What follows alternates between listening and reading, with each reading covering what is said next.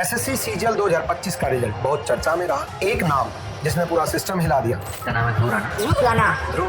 सब जगह ये कौन है? ध्रुव राणा। ये वो ध्रुव राणा है जिनकी कहानी रियल है। आपका आशीर्वाद रहा कि मैं आज इस मुकाम पर हूँ। तो 2024 में आपका सिलेक्शन हो गया था। तो 2024 और 2025 इस प्रिपरेशन में आपने क्या बदलाव किया? दो तीन चीजें हैं सर। एक 26 या 27 वाले एस्पिरेंट के लिए 3 गोल्डन टिप्स क्या रहेंगे आपकी? सिलेक्शन या महिला मित्र? सिलेक्शन। महिला मित्र है या नहीं? पक्का नहीं है। देख लो आप वाली कहीं देख रही हो। आजकल ऐसा होता है कि एक ही चेहरे के ऊपर सारी बुक लिख दी जाती है। तो मेरे को ये बात का विरोध बहुत पहले से था, लेकिन अब खुल करके विरोध है। मैं एक्चुअल में आने वाले समय में भी रियल पॉडकास्ट चाहता हूँ।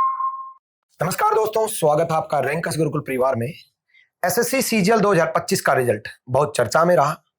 एक नाम जिसने पूरा सिस्टम हिला दिया और हर तरफ एक ही नाम गूंज रहा है। हाँ, बिल्कुल आपने सही सुना, ध्रुव राणा।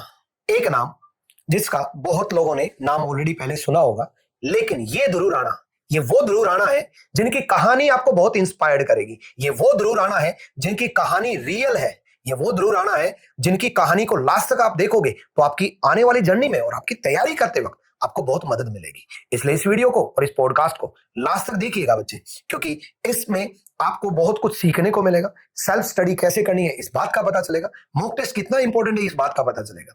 आपकी तैयारी में बहुत मददगार साबित होगा। और ये मददगार तब साबित होगा जब इन ध्रुव राणा की रियल कहानी, एक बार फिर वर्ड यूज कर रहा हूं, रियल कहानी, जब आप अपने जीवन में उतारोगे और इनसे इंस्पायर्ड होकर के ये सीखोगे कि मुझे भी इन्हीं जैसा ध्रुव राणा बनना है। मैं बार बार रियल वर्ड क्यों यूज कर रहा हूं, ये आपको पॉडकास्ट के दौरान आपको समझ में आएगा। तो ध्रुव राणा, स्वागत है आपका रैंकस गुरुकुल परिवार में। मेरा स्वागत करने के लिए आपका बहुत बहुत धन्यवाद सर। आपसे मिलकर बहुत खुशी हुई। आपका आशीर्वाद रहा कि मैं आज इस मुकाम पर हूँ। इस चीज के लिए आपका बहुत बहुत धन्यवाद। मैं हमेशा यही कहता हूं कि मतलब हम लोग रास्ता बना सकते हैं, आशीर्वाद दे सकते हैं, गाइडेंस दे सकते हैं, स्ट्रेटेजी दे सकते हैं, लेकिन एट द एंड बच्चे की मेहनत होती है। इसलिए मैं अपने सारे सिलेक्टेड कैंडिडेट को, जितने भी स्टूडेंट हैं, हमेशा उनको क्रेडिट दूंगा। और इसमें भी मैं आपको क्रेडिट दूंगा कि आपने कमाल की मेहनत की, जो कि ऑल इंडिया रैंक 31 हासिल की। और आपने एज ए जीएसटी इंस्पेक्टर, इस पोस्ट की बहुत चर्चा रहती है ना, और हम खुद भी बोलते हैं इंस्पेक्टर बनाएंगे, और इंस्पेक्टर पोस्ट की बहुत चाहत होती है। वो पोस्ट आपको मिली, पोस्ट से ज्यादा इंपॉर्टेंट आपको मनपसंद पोस्टिंग मिली। तो ये सारी आपकी मेहनत है। हम आगे मैं आपसे जानना चाहूंगा कि तैयारी करते वक्त जब शुरुआत में पहले दिन जिस दिन कदम रखा, वो दौर कैसा था और क्या सोच करके आपने कदम रखा? सर, मेरी जो स्टोरी है वो एक आमतौर पर जो एसएससी एस्पिरेंट्स की होती है उससे हल्की सी अलग रही है। ओके। मैं कॉर्पोरेट में काम करता था और मैंने अपनी जॉब छोड़कर यूपीएससी की तैयारी शुरू की थी। मैं यूपीएससी की तैयारी कर रहा था। मेरा फर्स्ट अटेम्प्ट में प्रीलिम्स नहीं हुआ। तो उस वक्त पर मेरी मम्मी जी का सलाह रही कि मैं एक ही चीज में बहुत ज्यादा फोकस ना करूं, क्योंकि बहुत अनसर्टेन है वो चीज, और मैं धीरे धीरे एसएससी वगैरह की साइड भी देखूं और मैं धीरे धीरे उसकी भी तैयारी करूं। क्योंकि सर, अच्छा है मेरा परिवार, पर सर इतना वो भी नहीं है कि हम बिना जॉब के अपने आप को सस्टेन कर लें। और इस चीज में फाइनली मेरी एक अच्छी जॉब लगी है। इस चीज में मैं अपनी माता जी का बहुत बहुत धन्यवाद करना चाहता हूँ, क्योंकि उस फेस में अक्सर बच्चा ये सोचता है कि नहीं, मैं तो यही इसी चीज में कंटिन्यू करूंगा, दूसरी चीज में की तरफ नहीं देखूंगा। उन्होंने सही सलाह दी और उनकी सही सलाह की वजह से आज मैं अपनी पसंद की जॉब ले पाया, अपनी पसंद की पोस्टिंग ले पाया। ओके। तो जैसे कि आपने कहा कि कॉर्पोरेट में आप जॉब कर रहे थे, आज के टाइम पे बहुत बच्चे हैं, देखो, प्राइवेट सेक्टर में जॉब करना और कॉर्पोरेट में जॉब करना दोनों में डिफरेंस है। तो आज के टाइम पे बहुत ऐसे मेरे को मिलते हैं और बहुत बच्चे ऐसे अभी देख भी रहे होंगे कि प्राइवेट सेक्टर में जॉब करते करते वो ये सोचते हैं यार मुझे भी सरकारी नौकरी चाहिए, लेकिन कहीं ना कहीं प्राइवेट सेक्टर में ग्रोथ है। तो ऐसा क्रेज क्यों है सरकारी नौकरी का? सर, एक तो स्टेबल जॉब है, दूसरा मेरे बहुत सारे दोस्त हैं सॉफ्टवेयर इंडस्ट्री में इस टाइम पे, और एआई की वजह से सच में थोड़ा हालात खराब है सर इस टाइम पे, और फ्यूचर प्रेडिक्शंस भी बहुत खराब हो सकते हैं। उसके सिवाय सर, आप एक्चुअल में जब लोगों के साथ काम करते हैं, आप उनकी दिक्कतें समझ पाते हैं, आप उनकी सहायता कर पाते हैं, तो एक सोशल टच फील होता है, एक अंदर से खुशी फील होती है कि आप समाज का एक हिस्सा है। मेरी पर्सनली जॉब में थोड़ा ये था कि मैं उस चीज से थोड़ा सा कट ऑफ हो गया था। अच्छा। कि मेरी जिंदगी थोड़ा मेरे काम तक सिमट के रह गई थी, और उस काम का ऑल्दो काम बहुत जरूरी है, पर उस काम का आपको एकदम से डायरेक्ट इम्पैक्ट समाज पर क्या पड़ रहा है वो इतना जल्दी नहीं दिखता है। नहीं दिख रहा। वो चीज इस जॉब में है, और इस चीज के लिए मैंने ये रास्ता चुना। अच्छा। तो यूपीएससी को छोड़ करके आपने सीजीएल का रास्ता, आज के टाइम पे बहुत बच्चा यूपीएससी की तैयारी करता है, तो उस वक्त भी वो कंफ्यूज रहता है, खास करके जिनको कई बार 1 साल 2 साल हो चुके होते हैं। तो उनको लगे रहना चाहिए या कहीं ना कहीं स्विच करना चाहिए? सर, एक कहावत है कि जो गुड कमांडर्स होते हैं, जो अच्छे कमांडर्स होते हैं, वो हमेशा एक प्लान बी रखते हैं, एक प्लान सी रखते हैं, एक प्लान डी रखते हैं। ये गुड कमांडर्स की खास बात है कि आप अच्छे से एग्जीक्यूट कीजिए अपना प्लान है, उसमें कोई भी आप जरा सा भी नुक्स मत आने दीजिए। पर कभी कभी सर किस्मत आपके साथ नहीं होती, कुछ इवेंट्स ऐसे हो जाते हैं कि आप वो चीज नहीं मिल पाती आपको, तो उस टाइम पे जरूरी है कि अगर किसी भी कारण से प्लान ए फेल हो तो आप एटलीस्ट जल्दी से स्विच करके प्लान बी पे मूव कर पाए। क्योंकि मिलिट्री में भी सर अगर आप देखेंगे, अगर आप एक ही सोच के साथ आगे बढ़ रहे हैं और बाई चांस उसमें कोई दिक्कत आ जाए, तो ये हमारे पास स्कोप नहीं है कि हम अपने जवानों को मरने दें या कुछ भी ऐसा होने दें। जरूरी बहुत है किसी भी अच्छे कमांडर के लिए, किसी भी अच्छे इंसान के लिए, कि वो प्लान बी जरूर अपने दिमाग में रखे। जी जी बिल्कुल सही कहा इन्होंने कि बहुत सारे यूपीएससी एस्पिरेंट है या बहुत सारे प्राइवेट सेक्टर के जो ऑलरेडी जॉब में दुखी रहते हैं लेकिन करते रहते हैं, इस वजह से जीवन में भी वो फ्रस्ट्रेट रहते हैं। तो ना केवल प्लान ए के बाद प्लान बी, बल्कि प्लान सी, प्लान डी, हर एक आपका प्लान प्रिपेयर रहना चाहिए। तो आपका प्लान बी एसएससी सीजीएल ही था। जी सर। तो एसएससी सीजीएल में मनपसंद पोस्ट कौन सी, यही थी या? यही थी। अच्छा, जीएसटी इंस्पेक्टर ही थी सर। शुरू से सोच रखा था? जी सर। जी मैंने अब तक 2 बार सीजीएल दिया है सर, 24 में, 25 में। 24 में भी मुझे जीएसटी इंस्पेक्टर मिला था, पर मेरी रैंक 2000 प्लस थी। ओके। और मुझे घर से बहुत दूर पोस्टिंग मिली थी, भुवनेश्वर जोन में पोस्टिंग मिली थी। इस साल मैंने कुछ चेंजेस किए, मैं अपनी रैंक को इम्प्रूव कर पाया। और सर मैं अकेला लड़का हूँ घर पे, अकेली संतान हूँ, इनफैक्ट बहन भी नहीं है ऐसे। अच्छा, जी। तो उसके लिए फैमिली सपोर्ट के लिए बहुत ज्यादा जरूरी था मेरा घर के पास आ पाना। और मैंने अपनी फर्स्ट अटेम्प्ट में से कमियां थोड़ा ठीक की और मैंने कोशिश की कि मैं अच्छे से अच्छी रैंक ला पाऊँ, ताकि मैं वापस से अपनी फैमिली को सपोर्ट करने के लिए दिल्ली में कोई अच्छी जॉब सिक्योर कर सकूं। और भगवान की दुआ से सर वो हुआ भी। मेरे पास अपनी पसंद की जॉब भी रही, जीएसटी इंस्पेक्टर की, और साथ में पोस्टिंग रही। ओके। देखो, मैं हमेशा बोलता हूँ कि मनपसंद पोस्ट और मनपसंद पोस्टिंग, ये अगर आपको मिल गई तो जीवन में हमेशा खुश रहोगे। और पोस्ट से ज्यादा आज इंपॉर्टेंट हो चुका है पोस्टिंग। मैंने बहुत सारे कैंडिडेट ऐसे देखे हैं, मेरे स्टूडेंट है जो इनकम टैक्स इंस्पेक्टर लगे तब तो बड़े खुश थे, लेकिन बहुत दूर, 1000 किलोमीटर दूर, 2000 किलोमीटर दूर पोस्टिंग हुई। उसके बाद जब घर वालों की याद आती है तो ऐसा मन करता है कि यार जो भी छोड़ दे, तब ऐसा मन करता है कि नहीं यार, मतलब दोबारा से कोई ना कोई बेहतरीन पोस्ट चाहिए। तो जब आप लगे तो आपके साथ भी यही फीलिंग थी कि भी मतलब जॉब क्विट करूं, या अगर आप नहीं लगते तो आप उसको कंटिन्यू करते या क्या करते? सर देखिए, छोड़ता तो मैं बिल्कुल। अच्छा, ओके। अगेन सर, जॉब रहना, स्टेबिलिटी रहना लाइफ में बहुत ज्यादा जरूरी है। जो फैमिली की बात थी, कहीं ना कहीं ऐसा प्रयास करते हैं। अभी मेरे पिताजी वर्किंग है, उसके बाद वो या तो उड़ीसा आए या ऐसा कुछ करते। पर सर वही है कि आजकल तो वैसे भी नौकरी मिलना ही इतना मुश्किल है। अगर आप उसे इतना लाइटली लेंगे कि छोड़ ही देना, तो वो समझदारी का डिसीजन नहीं है। पर हाँ, अब ये पर्सनल प्रेफरेंस है। हो सकता है कुछ आदमी छोटे ग्रेड पे की नौकरी घर के पास लेना ज्यादा प्रेफर करते हैं, बड़े ग्रेड की नौकरी घर से दूर लेने। ये पर्सनल प्रेफरेंस है सर इसमें। और कई बच्चे ये भी कमेंट करते हैं, मतलब बहुत सारे, खास करके जो बच्चा 12th करके अभी एसएससी में कूदा है, उसको ऐसा लगता है कि जो सेलेक्टेड हो चुके हैं उनको दोबारा फॉर्म ही नहीं भरना चाहिए, क्यों दोबारा नौकरी ली। बच्चे, आपको मैं बता दूं, हर किसी की कहानी और हर किसी का जीवन और हर किसी का स्ट्रगल अलग होता है। कई बार बच्चे का सेम पोस्ट मिलने के बाद भी दोबारा फॉर्म भी भरता है, दोबारा नौकरी भी लगती है और मेहनत करके अच्छी पोस्टिंग में लेता है। उसकी कहीं ना कहीं यही वजह होती है। जैसे इनके साथ जीएसटी इंस्पेक्टर 2024 में भी लगे, लेकिन इतनी दूर घर से थे। कौन बच्चा अपने घर के पास नहीं रहना चाहेगा? और इकलौते जहां पर मतलब पेरेंट्स भी ये चाहेंगे कि मेरे साथ रहें, और ये भी ये चाहेंगे मैं पेरेंट्स के साथ रहूं। इस वजह से इनको जितने भी सिलेक्टेड कैंडिडेट है, दोबारा फॉर्म अगर भरते हैं और तैयारी करते हैं, उनको मेहनत दोबारा करनी इसलिए जरूरी हो जाती है कि उनको मनपसंद पोस्ट और मनपसंद पोस्टिंग मिल जाती है। तो इस पोस्टिंग के बाद तो घर वाले तो बहुत खुश हो गए। बहुत खुश है सर, है ना? बहुत ज्यादा खुश है। तो पहली बार जब रिजल्ट आया, रैंक देखी, तो क्या रिएक्शन था? सर बहुत ज्यादा खुश थे। पापा मम्मी दोनों बहुत ज्यादा खुश थे।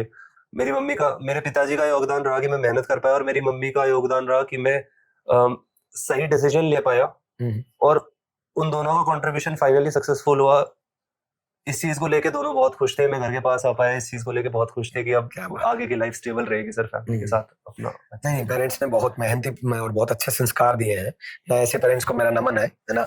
और आपके पेरेंट्स की वजह से आपने सही डिसीजन टाइम पे लिया और फिर उसके बाद मेहनत की। 2024 में लगने के बाद मैक्सिमम स्टूडेंट किसी में एक पोस्ट मिल जाती है तो रहो यार, अब शादी वादी करो और घर बसाओ, मैं इसमें लग जाते हैं। लेकिन नहीं, आपने पहली प्रेफरेंस पेरेंट्स को दी कि भी अपने पेरेंट्स के पास आना जरूरी है, इसलिए दोबारा से कड़ी मेहनत भी की। मैं जानता हूं कि सिलेक्शन, देखो, तैयारी करते वक्त एक बच्चा मेहनत करता है, लेकिन सिलेक्शन लेने के बाद मेहनत करना डबल टास्क हो जाता है, क्योंकि माइंड रिलैक्स पहुंच जाता है, यार मेरा सिलेक्शन तो हो ही रखा है।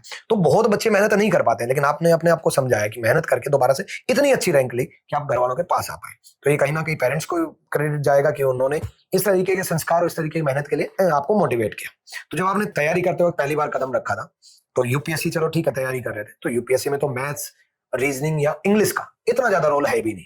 तो आप सीजीएल की तरफ जब आप गए तो आप सब्जेक्ट वाइज शुरुआत में क्या रणनीति बनाई आपने कि किस तरीके से मैं शुरुआत करूंगा? सर अगेन कि मेरा थोड़ा सा बैकग्राउंड अगेन थोड़ा डिफरेंट रहा है कि ओके यूपीएससी में भी मेरा ऑप्शनल मैथ्स था, ओके तो उसकी वजह से मुझे काफी स्ट्रॉन्ग एज मिला कि मैं कम से कम टाइम पर रेलेवेंट चीजों पर फोकस करके इस एग्जाम के हिसाब से तैयारी कर पाया।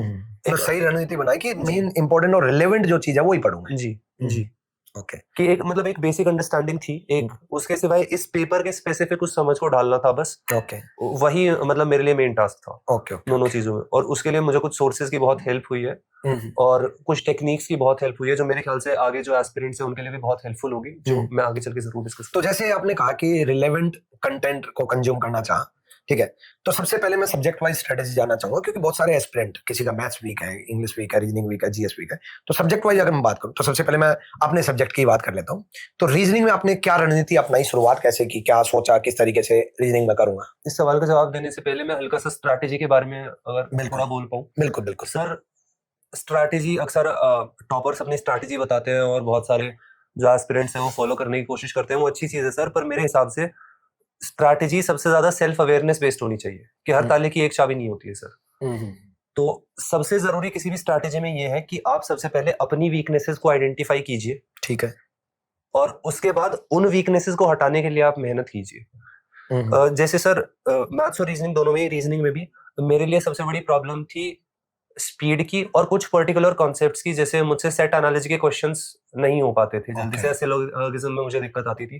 तो एग्जाम से पहले मैंने क्या किया था, मैंने यूट्यूब पर सर्च किया था कि बेस्ट ट्रिक्स या फिर speedy reasoning concepts for syllogism and set analysis. ठीक है, तो सर आपकी इनफैक्ट मुझे वीडियो मिली थी जो ऊपर आ रही थी काफी, तो सेट एनालिसिस के लिए मुझे उससे बहुत हेल्प हुई थी। ओके मतलब एक हल्का सा ना पैटर्न रिकॉग्नाइज करने लगा था मैं कि अगर छोटे नंबर्स हैं तो फिर कुछ आप लीनियर कॉम्बिनेशन बना सकते हो, बड़े नंबर है तो मल्टीप्लाई जाएगा इस टाइप से। और सिलोगिज्म में भी सर आपका एक 150 कॉन्सेप्ट करके था, उसने भी एक्यूरेसी और स्पीड में मुझे एक एज दिया था। ये सिलोगिज्म तो मतलब 150 कंसेप्ट हो गया, कैलेंडर हो गया, ये टॉपिक ऐसे यूनिक कंसेप्ट बना रखे हैं ना, ऑल ओवर इंडिया में 150 कंसेप्ट मैं ही पढ़ाता हूँ, और अगर कोई और पढ़ाता है तो वो या तो मेरा स्टूडेंट है या वो मेरे से सीख चुका, ठीक है। 150 कंसेप्ट जनरेट किया था और 150 कंसेप्ट इसी वजह से डिफरेंट बनाया कि बच्चा वो वेन डायग्राम बनाते बनाते ना बड़ा कंफ्यूज हो जाता है और बहुत सारे क्वेश्चन गलत भी हो जाते हैं। तो आप लोग भी सिलोगिज्म की पूरी वीडियो मैंने अपलोड कर रखी है, free of cost paid batch की अपलोड कर रखी है। फ्री ऑफ कॉस्ट क्यों अपलोड कर रखी है? ताकि मैक्सिमम बच्चों को बेनिफिट मिल पाए। जैसे इन्होंने यूट्यूब पे सर्च किया है ना, यूट्यूब पे इन्होंने सिलोगिज्म सर्च किया, एनालॉजी सर्च किया, इस तरीके से टॉपिक वाइज अगर आप मेरी टॉपिक वाइज देखोगे ना तो आपको बहुत फायदा मिलेगा। मैं ये कह ही नहीं रहा कि आप हमसे पेड बैच में जुड़ो, मैं ये कह ही नहीं रहा कि आप हमारा प्रमोशन करो, मैं सिर्फ इतना कह रहा हूं कि आप सिलेक्शन लो, और उसके लिए चाहे आप यूट्यूब से पढ़ो, चाहे आप पेड बैच से पढ़ो, चाहे आप बुक से पढ़ो, लेकिन पढ़ो आप इतना। मैंने उसके अलावा इतने सारे टॉपिक, कुछ टॉपिक आपके ऑलरेडी स्ट्रॉन्ग होंगे बट नए एस्पिरेंट के लिए इतने सारे टॉपिक मैंने ऑलरेडी अपलोड कर रखे, इसी वजह से आप जैसे बच्चों के लिए अपलोड किए थे। सर इस बात में मैं स्ट्रैटेजी से थोड़ा हट के बोलना चाहूंगा कि इस मामले में मैं सच में आपका बहुत दिल से आभारी हूँ कि एक तो मुझे पता लगा कि आप अपने गांव के बच्चों को फ्री कोचिंग अफोर्ड करवाते हैं। बिल्कुल, ऊपर से ऑल्दो मैंने कोर्स नहीं लिया पर मैंने जस्ट गो थ्रू किया था, तो आपके कोर्सेज के प्राइस भी बहुत ज्यादा अफोर्डेबल है। तो सर ये जैसा आप बोल रहे थे, ये एक जज्बा दिखाता है कि आप सच में बच्चों की मदद करना चाहते हैं। इस चीज के लिए, इस आइडियोलॉजी के लिए आपका thank you, thank you. Actual में जब मैंने टीचिंग में कदम रखा था ना, उस टाइम मार्कर जब मैंने पकड़ा था तो मेरा एक ही उद्देश्य था कि मैं कितने लोगों की मदद कर पाऊं। मुझे ना बिजनेस का आइडिया था, इवन शुरुआत में तो मैं अलग अलग कोचिंग में जब मैं पढ़ाता था, मेरा संस्थान नहीं था, तो मुझे ये भी नहीं पता था कि मेरे को सैलरी कितनी लेनी है ना। और मेरे को अभी भी याद है शुरुआत के दिन 12-13 का दौर था, तो मैं बीच में 2 घंटे ब्रेक लगता था, क्लासेस नहीं होती थी, तो मैं इंस्टीट्यूट के अंदर ही रहता था और बच्चों को ये बोलता था जो पैसे होते थे कि भाई मैं यहीं बैठा हूँ, आकर के डाउट्स पूछ लो, है ना। 15 मिनट में खाना खाया और 2 घंटे में करूंगा क्या घर जाकर के, यहीं डाउट पूछ लो। सर वो जज्बा बिल्कुल दिखता है। मैक्सिमम मेरा एक ही उद्देश्य था टीचिंग में कदम रखने का, एक ही उद्देश्य कि कितने बच्चों की मैं मदद कर पाऊं, इतने अफोर्डेबल, इतने कम प्राइस रखने का भी यही उद्देश्य है। मैक्सिमम बच्चों को ये ऑब्स्टेकल ना है। क्या होता है कई बार यूट्यूब पे कि भी बीच में एड्स आ जाती हैं, यूट्यूब पे साइड में सजेशन आ जाता है कपिल शर्मा, तो इस वजह से बच्चा कपिल शर्मा पे स्विच कर देता है। तो जो शुरुआत से सारा कोर्स पढ़ना चाहता है उसके लिए पेड बैच भी इतना सस्ता इसलिए रखा ताकि उसके लिए पैसा ऑब्स्टेकल ना है। और रही बात गाँव की, वो मैं इसलिए करता हूँ कि जिस भूमि से मैं पला बढ़ा तो उसके लिए कुछ तो वापस दे। और अब तो मेरा जीवन का उद्देश्य, अब मेरा विचार, मेरी चीजें सब कुछ बदलती जा रही है। मतलब मैंने दे दान का संकल्प लिया है कि मैं जितना कमाऊंगा वापिस समाज को देके जाऊंगा। मैंने मेहनत की, मेरे बच्चे मेहनत कर लेंगे भाई, बट मैं पूरा समाज को वापस दे करके जाऊंगा कि मेरी कमाई का एक एक पैसा वापस समाज पे लगा करके जाऊंगा। ये एक उद्देश्य के साथ चल रहा हूँ और बस इस उद्देश्य में भगवान की कृपा और बच्चों का प्यार मिलता रहे, सोच है है ना, आप लोगों का प्यार मिलता रहे, यही मेरी कमाई है असली। तो उसके अलावा रीजनिंग में और प्रॉब्लम कहाँ दिक्कत आई? सर रीजनिंग में तो मेनली यही दो टॉपिक। ठीक है, मॉक टेस्ट करते वक्त क्या दिक्कतें आती हैं, मतलब स्पीड को लेकर के? यार रीजनिंग में खास करके कई बच्चे जो रीजनिंग में कमजोर हैं उनको क्या करना चाहिए? सर सबसे पहले तो मैं ये कहूंगा कि अपने वीक टॉपिक्स आइडेंटिफाई कीजिए, अपने वीक एरियाज आइडेंटिफाई कीजिए। ओके। और उसके बाद अगर आपको पता लग रहा है, जैसे दो अलग अलग बच्चों के लिए अलग सलाह होंगी कि अगर आप बिगिनर है और आपको कोई बैकग्राउंड नहीं रहा है तो मेरी सलाह ये होगी आपसे कि आप सबसे पहले अपना सिलेबस कंप्लीट कीजिए। और कुछ लोग क्या करते हैं, बहुत जल्दी फॉर्मूला या ट्रिक रटने पे फोकस करते हैं। आप एक बार अंडरस्टैंडिंग डेवलप कीजिए, स्पेशली बिगिनर फेज में, क्योंकि अगर आपको एक बार अंडरस्टैंडिंग डेवलप हो गई तो फिर ट्रिक्स याद करना चुटकियों का खेल है। बिल्कुल बिल्कुल। और एक बार एक्यूरेसी आ गई तो स्पीड पर काम करना आसान है, स्पीड आ गई एक्यूरेसी वीक है तो वो सुधारना काफी मुश्किल है जी। दूसरे जिनका थोड़ा लेवल ठीक है, जिनका थोड़ा लेवल ठीक है सर, उनके लिए वही कि ज्यादा से ज्यादा प्रैक्टिस कीजिए। उनका फोकस होना चाहिए, उनका मेन कोर फोकस होना चाहिए, ये समझे कि हमारी गलतियां कहाँ हो रही है, ना सिर्फ किस टॉपिक में बट अदरवाइज किस एस्पेक्ट में इन जनरल। की जैसे मेरे लिए स्पीड एक वीक एस्पेक्ट था, किसी के लिए हो सकता है ना हो। बिल्कुल जी। किसी के लिए अंडरस्टैंडिंग एक वीक एस्पेक्ट हो सकता है, किस एस्पेक्ट में गलती हो रही है, किस टॉपिक में गलती हो रही है, और फिर उस टॉपिक के लिए स्पेशल नोट्स बनाइए, या फिर अगर आपको अंडरस्टैंडिंग वीक है तो फिर वीडियोस रिविजिट कीजिए और एक बार उसी के अकॉर्डिंगली आप वो चीजें। तो मतलब जो वीक पोर्शन है, हर एक बच्चे का अलग वीक पोर्शन रहता है, उसके अकॉर्डिंग वो बच्चा काम करे। जी सर। मतलब जनरल स्ट्रेटेजी ना अपना करके खुद की स्ट्रेटेजिक रणनीति एक बना करके उसके ऊपर चले, स्ट्रिक्ट तरीके से उसी पे मेहनत करे। जी सर। ठीक है जी सर। और रीजनिंग में क्या स्कोर रहा आपका? सर मेरे फुल थे। अच्छा, पूरे के पूरे मार्क्स थे, बहुत बढ़िया। और ये पूरे मार्क्स सुन करके मेरे को बड़ी खुशी मिलती है सर, इसमें आपका योगदान भी है। बस पूरे मार्क्स ऐसे बच्चों के आते रहे। तो अगला सब्जेक्ट मैथ्स जी, है ना। मैथ्स में भी 3 टाइप के बच्चे मैंने देखे।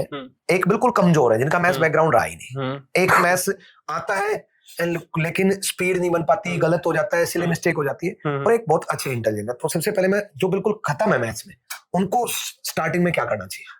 सर मेरे हिसाब से जो बच्चे मैथ्स में बिगिनर है और कमजोर है बिल्कुल, उनके लिए मुझे ऐसा लगता है कि मैथ्स को फॉर्मूला का एक भंडार ना देखें, उसे अपने जीवन से एसोसिएट करने की कोशिश करें। ओके। तो जब आपको ऐसा लगेगा कि हाँ ये मेरी जिंदगी में रिलेवेंट है, तो फिर आप ऑटोमेटिकली उस चीज को समझना शुरू करेंगे, और जब समझना शुरू करेंगे उसमें इंटरेस्ट लेंगे, एक तो मेहनत ज्यादा करेंगे और दूसरा आप समझ भी पाएंगे उस चीज को। मतलब मैथ्स को जीना है, कंसेप्चुअल तरीके से सीखना तो है ही, लेकिन उसको आमतौर की जिंदगी में भी उतारना है कि ये मेरे काम आएगा। ये इसलिए नहीं पढ़ना मैथ्स कि मेरे एग्जाम में आएगा, बल्कि इसलिए पढ़ना है कि ये मेरे पूरे जीवन में भी काम आएगा। जी बिल्कुल। और दूसरा सर, इन केस जैसे कुछ टॉपिक्स ऐसे हैं जो लगता है लोगों को कि ये मेरे कहाँ काम आएंगे, जैसे ट्रिग्नोमेट्री वगैरह। हाँ। तो सर उसमें भी ये है कि इन जनरल मैथ्स क्या करता है ना, आदमी को मैथ्स एक एनालिटिकल थिंकिंग सिखाता है। ये मेरे पास समस्या है, ये मेरे पास औजार है और इसका मुझे समाधान करना है, ये मैथ्स आपको सिखाता है। यही तो जिंदगी भी है सर, बिल्कुल। ये मेरे पास समस्या है, ये मेरे पास औजार है, तो मैं कुछ ना कुछ अपना दिमाग लगा के इसका समाधान निकालूं, तो वो इन जनरल भी आपका दिमाग तेज करता है। ओके। और मैथ्स में क्या स्कोर है आपका? सर फुल मैथ्स में पूरे मार्क्स। जी।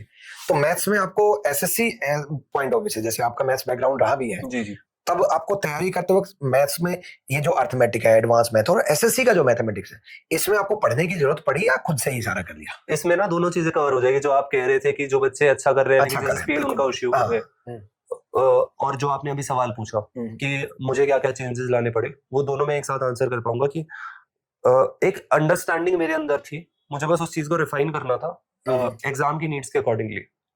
जैसे स्पेसिफिकली मेरे लिए स्पीड एक बड़ा इश्यू था, तो स्पीड के लिए मैंने क्या किया सर, मैंने अगेन कोर्सेज मैंने नहीं लिए, मैंने यूट्यूब पर सर्च किया। तो मुझे एक अभिषेक ओझा सर की एक वीडियो मिली थी, 11 अप्रोचेस करके था उनका। अच्छा, ओके। तो उससे स्पीड में बहुत हेल्प मिली, तो वो मेरा फोकस एरिया था। बाकी अगर मैं एस्पिरेंट्स के लिए एक और मिनट लेके बात करूं तो बिल्कुल आप इस तरीके से आप खुद को कैटेगराइज करिए कि आप ये समझ के पढ़िए कि मैं कहाँ स्ट्रांग हूँ, कहाँ वीक जा रहा हूँ। जैसे कुछ बच्चे क्या करते हैं मैथ्स में, बहुत पैसिव लर्निंग करते हैं। पैसिव लर्निंग मतलब वो वीडियो चलाएंगे, उसे देखते रहेंगे। उसे देखने से बहुत कम चांस है कि आपका मैथ्स अच्छा होगा जब तक आप खुद गलती नहीं करते। बार बार फेस्ड रिवीजन कीजिए चीजों को। ओके जी। तो मतलब जैसे इनका भी मैथ स्ट्रॉन्ग है, तो कुछ बच्चे अगर आपका मैथ स्ट्रॉन्ग है तो आप स्मार्ट अप्रोच अपनाइए। अगर कैलकुलेशन की जैसे आपने कहा कि अभिषेक सर की, तो आपने जनरल सर्च किया था तब सजेशन में आई थी, मतलब या फिर पहले से टीचर्स का नाम सुन रखा था? सर जनरल सर्च किया था। जी सर। बहुत बढ़िया। तो आप लोग बस टारगेट बनाओ कि पूरे के पूरे मार्क्स लेने हैं, एटलीस्ट मैथ्स और रीजनिंग में तो उनकी अपने आप ही ऊपर आई थी वैसे। अच्छा। जनरल सर्च पे हाँ। ओके, तो अच्छे व्यूज थे, अच्छे कमेंट्स थे, और मतलब इन जनरल कंटेंट अच्छा लगा मुझे। नहीं बहुत बेहतरीन पढ़ाते भी, मतलब अभिषेक ओझा सर, मतलब जैसे आपने तो स्पीड वाली वीडियो देखी, उसके अलावा भी अभिषेक ओझा सर मैथ्स पढ़ाने का तरीका, मतलब मेरा एक्चुअल उद्देश्य सच बताऊं, उस टाइम पर अभी जुड़े हैं ओरेंग स्कूल में, लेकिन वो ऑलरेडी 4-5 साल से पढ़ा रहे हैं। उनको जोड़ने का सबसे बड़ा उद्देश्य मेरा एक ही था, उनके कमेंट से बने पढ़े।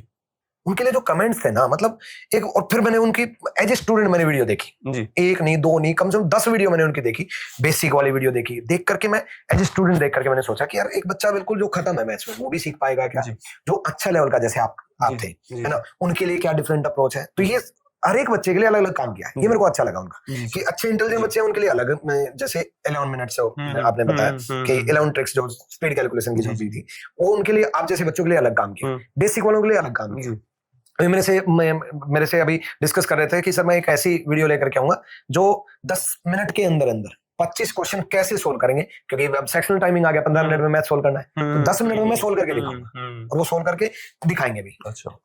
वो प्लान जो करते हैं ना, वो हर बच्चे के स्ट्रेटेजी के लिए अच्छा चलता है, कि बेसिक के लिए ये है, एडवांस बच्चों के लिए ये है, तो ये अच्छा लगा मेरे को। जी सर। तो बहुत बढ़िया है। अगली अगर मैं बात करूं इंग्लिश की, इंग्लिश सब्जेक्ट ऐसा है, बहुत उत्तर प्रदेश और बिहार के जो बच्चे हैं उनको बड़ा डर लगता है कि यार, मतलब हिंदी माध्यम के जो बच्चे हैं कि यार इंग्लिश कैसे कर पाएंगे, इंग्लिश से मतलब कर भी पाएंगे या नहीं कर पाएंगे। इस वजह से बहुत बच्चे ऐसे हैं जो एसएससी करते ही नहीं है, रेलवे कर लेते हैं, स्टेट एग्जाम कर लेते हैं। तो मैं आपसे जानना चाहूंगा कि एक बच्चे को सारे एग्जाम टारगेट करें, इंग्लिश पकड़े तो कैसे पकड़े, जिनको इंग्लिश से नफरत है तो वो कैसे करे? पहले बिगिनर की बात करते हैं।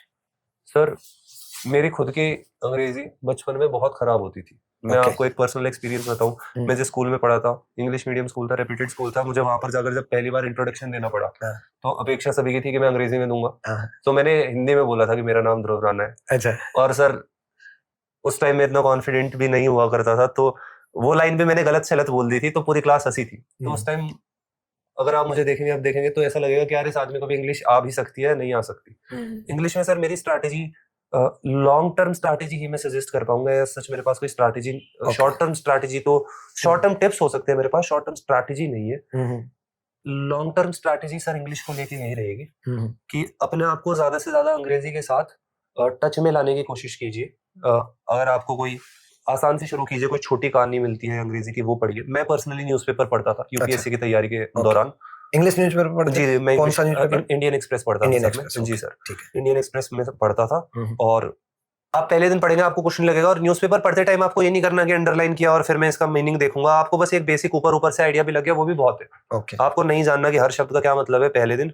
जब आप ये आदत बिल्डअप करेंगे और जब आप इस चीज को 6 महीने साल भर तक करेंगे, आपको अपने आप, वही की फेमिलियरिटी की बात है, आप जैसे जैसे इस भाषा के टच में आएंगे अपने आप शब्द स्ट्राइक करने लगेंगे। जैसे अगर आपको मतलब नहीं भी पता हुआ तो आपको लगेगा कि हाँ यार इस चीज का वो मतलब, बिल्कुल इस चीज का वो मतलब था। विद टाइम अपने आप बहुत सहजता के साथ आप ये चीजें अपने आप आपके अंदर समाती जाएगी, आपको मेहनत नहीं करनी पड़ेगी। मतलब ऑब्वियसली न्यूज़पेपर पढ़ना पड़ेगा, न्यूज़पेपर पढ़ना पड़ेगा, वो मेहनत है। पर उसके सिवाय आपको ऐसे लोड नहीं लेना कि मुझे इस चीज का रट्टा मारना है, वोकैबुलरी का, उस चीज का रट्टा मारना है। ओके सर कॉम्प्रिहेंशन और जो जंबल सेंटेंसेस होते हैं वो मेरे इस पार्ट से कवर हुए थे। ओके, न्यूज़पेपर से और इस तरीके से। जी सर। तो न्यूज़पेपर आप लोग क्या करते हो कि बहुत सारे बच्चे, अभी जैसे इन्होंने इंडियन एक्सप्रेस बताया, कल से ही मुझे पता है ये पॉडकास्ट देखने के बाद कल से ही बहुत सारे बच्चे ने इंडियन एक्सप्रेस खरीद लेंगे। 1 दिन खरीदेंगे, 2 दिन खरीदेंगे, 6 दिन खरीदेंगे। लेकिन इनकी बात, एक बात ध्यान से सुनो, 6 महीने 8 महीने तक अगर आप डेली पढ़ोगे ना, पहले 1 पेज पढ़ो, फिर 2 पेज डेली अगर आप पढ़ोगे तो आप हैबिचुअल बन जाओगे। जी। और हैबिचुअल बन गए तो न्यूज़पेपर रीडिंग बहुत जरूरी है आपके वोकैब स्ट्रॉन्ग करने के लिए, आपकी कॉम्प्रिहेंशन करने के लिए, और ग्रामर के भी बहुत सारे सेंटेंस यूज करने के लिए अपने आप पता चल जाता है कि एरर है कहाँ। बिल्कुल सही बात है ना, बिल्कुल सही बात। ये बहुत जरूरी है कि आप जरूर न्यूज़पेपर पढ़ने की आदत डालो, इंग्लिश न्यूज़पेपर पढ़ने की आदत डालो, इंग्लिश स्ट्रॉन्ग जरूर होगी। उसके अलावा जैसे ग्रामर और वोकैबुलरी की बात करूं जी, तो वो किस तरीके से क्या है? वही अब मैंने सबसे पहले पेपर की नेचर को आइडेंटिफाई करना बहुत जरूरी है। आप नॉर्मली इंग्लिश अच्छी बोलते हो, उसका मतलब जरूरी नहीं है कि आप पेपर में भी अच्छा कर पाएंगे। जैसे वही जो पहले सेल्फ अवेयरनेस की बात हुई थी, पेपर पूछता है, एक तो कॉम्प्रिहेंशन पूछेगा, वो न्यूज़पेपर से हो गया, ग्रामर पूछेगा, वो मैं अभी बताऊंगा, और तीसरा वो इडियम्स और फ्रेजेस वगैरह पूछता है, वो भी मैं बताऊंगा। सबसे पहले ग्रामर के लिए सर मैंने एक बुक रेफर की थी, रेमंड मर्फी ऑथर का नाम है sir, Raymond Murphy. Murphy RAYMOND MURPHY। उनकी 2 किताबें आती है, इसेंशियल इंग्लिश ग्रामर और इंटरमीडिएट इंग्लिश ग्रामर। उनमें फोटो के साथ आपको ग्रामर समझा रखा है, बहुत अच्छी किताब है और कंपैरेटिव एनालिसिस कर रखा है। मैं छात्रों को भी सलाह दूंगा कि अगर आप किसी भी टॉपिक में किसी भी सब्जेक्ट के बार बार गलती कर रहे हैं तो कंपैरेटिव एनालिसिस कीजिए कि जैसे ऑन और एट में सपोज आपको ऑन और एट के बीच में कंफ्यूजन, दिक्कत ये नहीं होती कि आपको सेंटेंस नहीं बन रहा आपसे, दिक्कत ये होती है फिल इन द ब्लैंक डाल दिया और आपको समझ नहीं आ रहा कि ऑन आएगा या एट आएगा। तो आप ऑन और एट का पहले से कंपैरिजन लेके चलिए कि ये कहाँ यूज होता है, ये कहाँ यूज होता है, वो उस किताब में ऑलरेडी कर रखा है। तो और ऊपर से पिक्चर्स के थ्रू पढ़ा रखा है, हालांकि हिंदी में नहीं है वो किताब, ये एक दिक्कत रहेगी। इंग्लिश में, पर क्योंकि फोटोज है तो मेरे हिसाब से समझ आ जानी चाहिए, आप ट्राई करके देख सकते हैं। क्या नाम बताया आपने? Raymond Murphy. जी सर, जी सर। मतलब अवेलेबल हो पाएगी? जी सर, ऑनलाइन मैंने देखी नहीं है। जी सर, जी सर। तो भाई ये प्रमोशन नहीं यार, ये पॉडकास्ट प्रमोशन के लिए है भी नहीं ना। मैं रेमंड मर्फी को जानता, मैं एक्चुअल में आने वाले समय में भी रियल पॉडकास्ट चाहता हूँ। जैसे आपने रेमंड मर्फी पढ़ी तो रेमंड मर्फी जाएगा, हम एडिट नहीं करेंगे क्योंकि हमारा उद्देश्य बहुत कुछ बदलाव के लिए है और हम बदलने वाले हैं। मुझे तो उस बात से भी इश्यू है कि कुछ लोग और कुछ पब्लिशर, जैसे ये बुक है रीजनिंग गुरु, ठीक है, भाई मैं रीजनिंग की बुक लिख सकता हूँ, लेकिन क्या मैं मैथ्स की बुक बना सकता हूँ? क्या मैं जीएस की बुक बना सकता हूँ? प्रैक्टिकल आप बात करो। लेकिन आजकल ऐसा होता है कि एक ही चेहरे के ऊपर सारी बुक लिख दी जाती है। तो मेरे को ये बात का विरोध बहुत पहले से था, लेकिन अब खुल करके विरोध है, इस बात से इश्यू है। तो रेमंड मर्फी जरूर पढ़े। जिस टीचर की भी बुक पढ़नी है तो रीजनिंग के टीचर की रीजनिंग की बुक, मैथ के टीचर की मैथ की बुक, इंग्लिश के टीचर की इंग्लिश की बुक, सही बात। ये होना चाहिए। ऐसा नहीं है कि आप मतलब जीएस की बुक पढ़ रहे हो और इंग्लिश पढ़ा रहे हैं या मैथ्स पढ़ा रहे हैं या रीजनिंग पढ़ा रहे हैं। तो रेमंड मर्फी आप बहुत अच्छी बुक है, मैं खुद भी देखूंगा और आगे आने वाले समय में आप देखना मेरी बहुत सारी वीडियो में मैं आपकी बात सुन करके रिकमेंड करूंगा। जी जी, धन्यवाद सर। ये बात बिल्कुल सच है कि एकदम ऑनेस्ट पॉडकास्ट ताकि बच्चे को सीखने को मिले, बिल्कुल कि बच्चे की सहायता हो सके, ये फोकस है।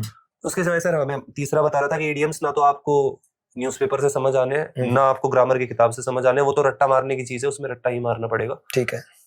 उसके लिए सर मैंने कुछ फ्री ऑनलाइन मटेरियल रेफर किया था, बाकी एक सुमन मैम करके थी यूट्यूब पर ही, ओके, उनकी वीडियोस थी फ्रेजेस की, वो देखी थी मैंने एग्जाम से पहले क्विक रिवीजन के लिए।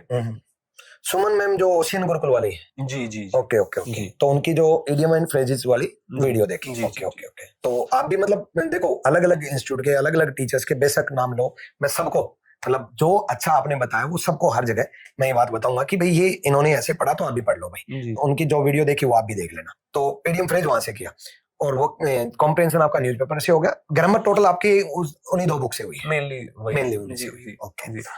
बाकी न्यूज़पेपर पढ़ते टाइम ग्रामर का भी आइडिया लगता है भाई, ओके ओके, पढ़ के पता लग जाता है हाँ यार ये वाला ठीक लग रहा है सुनने में और ये वाला थोड़ा गड़बड़ लग रहा है। Okay okay. तो 3 सब्जेक्ट तो आपने बता भी दिए और बड़े खुल करके बताए। और अगला सब्जेक्ट जीएस। जी सर। तो जीएस किंग मेकर था, किंग मेकर है, किंग मेकर रहेगा रैंक दिलाने के लिए खास करके। बिल्कुल सर, है ना। तो जीएस की आपकी क्या रणनीति रही? सर जीएस मैं यूपीएससी एस्पिरेंट हूँ सर, तो मेरा जीएस फंडामेंटली बहुत स्ट्रांग रहा है। एक इवेंट्स वगैरह की समझ है मुझे। हालांकि अगेन कि जैसा मैं कह रहा था खुद को समझना जरूरी है, उसके साथ साथ पेपर की रिक्वायरमेंट समझना भी बहुत जरूरी है। मैंने पीवाईक्यूज एनालाइज किए थे, जो मुझे यूपीएससी से हल्की सी अलग चीज लगी कि यहाँ पर फैक्ट्स पर बहुत ज्यादा फोकस है। हालांकि मुझे ऐसा भी लगा कि धीरे धीरे एसएससी भी यूपीएससी को कॉपी कर रहा है। अब असर्शन रीजन वाले क्वेश्चन और एक दो मल्टी स्टेटमेंट क्वेश्चंस भी थे, बट यहाँ पर फिर भी मुझे लगा कि फैक्ट्स पर थोड़ा ज्यादा फोकस है और वो सबके ही दिमाग से निकल जाते हैं। उसके लिए बैकग्राउंड मेरा सॉलिड था, पर वो फैक्ट्स रिवाइज करने के लिए मैंने वन शॉट मैराथन्स देखे थे काफी सारे टीचर्स के। मुझे इनफैक्ट पता लगा कि डीएस सर के भी मैंने काफी मैराथन्स देखे थे, जो मुझे पता लगा आपके साथ ही एसोसिएटेड है बाद में।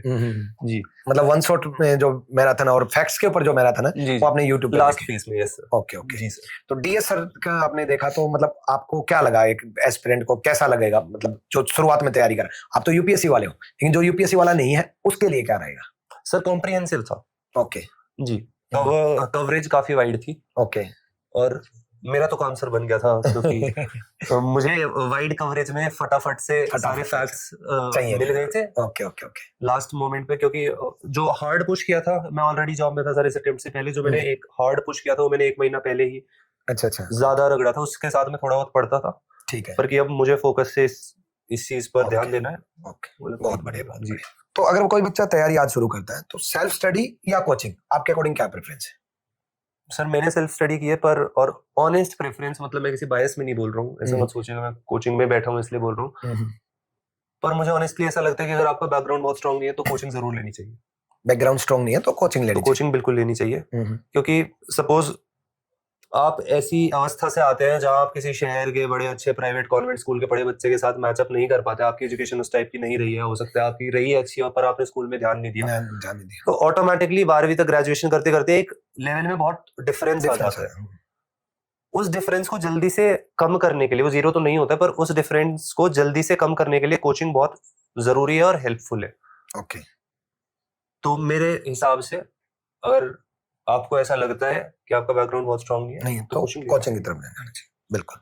और कोचिंग का मतलब जो आप समझ रहे हो कि वो नहीं है कोचिंग कि आपने बैच ले लिया, कोचिंग आपने मतलब बिजनेस स्टार्ट, मतलब आप जिस तरीके से आजकल बनाया जाता है कोचिंग एक बिजनेस है, हम तो कोचिंग माफिया है। जी। कोचिंग का एक्चुअल मतलब मैं आपको समझा रहा हूँ, रैंक कसूल का उद्देश्य यही रहेगा। कोचिंग शब्द बना था कोच से, और कोच मतलब आपको गाइड करना। और अब मैं इस चीज पे बहुत फोकस करने वाला हूँ। पहले मैं ऑफलाइन मुखर्जी नगर में बहुत बच्चे, मैं अभी मतलब फोटोज इस वीडियो में चलेंगे, मैं आपको बाद में दिखाऊंगा, बहुत बच्चों को बैठ करके शेड्यूल बनाया है, मतलब 1.5 साल तक बच्चे को बैठ करके, AA पोस्ट है सुमित, उनको बैठ करके मतलब इस तरीके से पढ़ाई करो, मैथ्स ऐसे करो, इंग्लिश ऐसे करो, और उनको पर्सनली अलग अलग टीचर्स का भी नाम दे देता था सर। वो जज्बा आप में सच में कि देखते भी, हैं। और वो काम अब मैं ऑनलाइन में स्टार्ट कर रहा हूँ जी। कि भाई कोचिंग का मतलब कोच, यानी कि हम आपके कोच हैं, आपको रास्ता बनाने के लिए। आप अगर मेहनती हो तो मैं कमी नहीं छोड़ने वाला। अब तो अगर आपने मेहनत करने में जज्बा है ना, तो आपकी पूरी रणनीति में बनाऊंगा, हर सब्जेक्ट की बनाऊंगा। मुझे अब रीजनिंग से हट करके काम करना है कि बच्चे के लिए एक्चुअल में तरीके से मैं तैयार कैसे कर दूं, एक मखमली रास्ता लोगों के लिए किया, अब आपके लिए भी करेंगे और आपके लिए और बेहतरीन तरीके से करेंगे। तो बहुत सारे स्टूडेंट ऐसे होते हैं जो सिली मिस्टेक उनकी बहुत सारी होती हैं, उनको कैसे टैकल करें, मतलब चाहते नहीं है मिस्टेक करना बट हो जाती है। सर वो तो कभी कभी मेरी भी होती है। अच्छा, तो वो तो प्रैक्टिस प्रैक्टिस ही है सर, उसके लिए तो कोई है नहीं। और बाकी ये जरूर कहूंगा कि अपने आप को बहुत हार्शली जज मत करो। हार्शली जज मत करो कि 2 तरीकों में हो सकता है कि यार मैंने 4 गलती कर दी पेपर में, तो अपने अंदर ये ऐसे उसे अपना हिस्सा मत बना लो, उसे ऐसे मत समझो कि यार मुझ में कुछ कमी है। ओके, मैंने गलती की, वो इंसान नहीं हो गया मैं गलत इंसान नहीं हो गया, मैं कुछ कमजोर इंसान नहीं हो गया। उससे गलती होती है, अच्छे से होती है, बस वो प्राइवेट में होती है, हमारी मॉक टेस्ट में होती है, हमारी पब्लिक टेस्ट में नहीं हो रही है। हम भी करते हैं, हमारे भी बेकार स्कोर आते हैं बीच में। तो उसे अपना हिस्सा मत बनाइए, की है सीखिए और पास्ट में रखिए उस चीज को। और दूसरा कि गिल्ट मत लीजिए कि कई बार क्या होता है 2 दिन बच्चे ने पढ़ाई नहीं की तो अगले 2 दिन गिल्ट में निकालेगा, 2 दिन तो वैसे वेस्ट हुए, अब 2 दिन गिल्ट में वेस्ट हो गए। हाँ, तो सबके साथ ऐसा होता है कि कभी कभी बीच में उतना पढ़ाई नहीं हो पाती, बीच में एकदम हल्की नीचे जाती है। जल्दी से जल्दी कोप कीजिए, ज्यादा देर नीचे मत रहिए, पर उसे और ज्यादा खराब मत कीजिए गिल्ट लेके। ओके जी। तो इस कहानी से और इस पॉडकास्ट से आप लोगों को बहुत कुछ सीखने को मिला होगा। और इनके मम्मी पापा को मैं फिर से नमस्कार करना चाहूंगा, सलाम करना चाहूंगा ऐसे मम्मी पापा को कि आप लोगों ने बड़े अच्छे संस्कार दिए, जो इतना होनहार बच्चा आपने पैदा करके इतना होनहार बनाया। और बहुत कमाल के आप लोगों के संस्कार हैं, जिसकी वजह से इस लड़के ने इतनी मेहनत की और आज ऑल इंडिया रैंक 31 और आज जीएसटी इंस्पेक्टर इस वजह से दिल्ली में है क्योंकि आपसे बहुत मोहब्बत करते हैं, आपसे बहुत प्यार करते हैं, क्योंकि आपने भी बहुत प्यार दिया होगा इनको। तो इस प्यार और दुलार और इस जो संस्कार आपने दिए, मेहनती इस बच्चे को बनाया, उसके लिए नमस्कार रहेगा, आपके चरणों में नमन रहेगा हमेशा। और बाकी पेरेंट्स भी अपने बच्चों को बहुत प्यार दीजिएगा, बहुत दुलार दीजिएगा और बहुत मोटिवेट कीजिएगा, उनके ऊपर प्रेशर ना डालिएगा, उनको सपोर्ट की जरूरत है। जो आज बच्चा परेशान पहले से ही है, हम जानते हैं। उस बच्चे को और ज्यादा प्रेशर नहीं चाहिए, उस बच्चे को प्यार चाहिए, उस बच्चे को सपोर्ट चाहिए। हाँ ठीक है, मतलब कोई रास्ते से भटका हुआ है तो डांट फटकार भी चाहिए, बट उस बच्चे को सपोर्ट चाहिए, प्रेशर नहीं चाहिए। तो सारे पेरेंट्स को मेरा यही मैसेज रहेगा। और जितने भी एस्पिरेंट देख रहे हैं, आप अपने आप को खुश रखिएगा। Success is directly proportional to happiness. और मैं हमेशा बोलता हूँ कि खुश रखो, और मैं हर विपरीत स्थिति में बेहतरीन काम करने की कोशिश करता हूँ। मेरी मदर अभी, मतलब मेरे लिए बहुत ही ज्यादा दुख का मोमेंट है कि अभी मेरी मदर और 4 साल पहले मेरे पिताजी गुजर गए, लेकिन उस मोमेंट के बाद भी मैं अपने परिवार को भी समय देता हूँ। और आप लोग भी मेरे परिवार हो, आप लोग मेरी जिम्मेदारी हो, और आप लोगों के लिए मैं आगे से आने वाले समय में आप देखिएगा कि मैं कितना कुछ, जो मैंने आपको वादा किया दे दान का, कितना कुछ बेहतरीन करने की प्लानिंग कर रहा हूं आप लोगों के लिए। बहुत कुछ वेट कीजिएगा और बस यूं ही अपना प्यार बनाए रखिएगा, इनकी कहानी से इंस्पायर होइएगा और अगली बार आप इस चेयर पर जरूर बैठिएगा।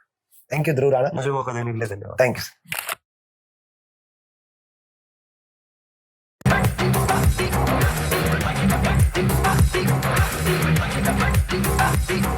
Thank you.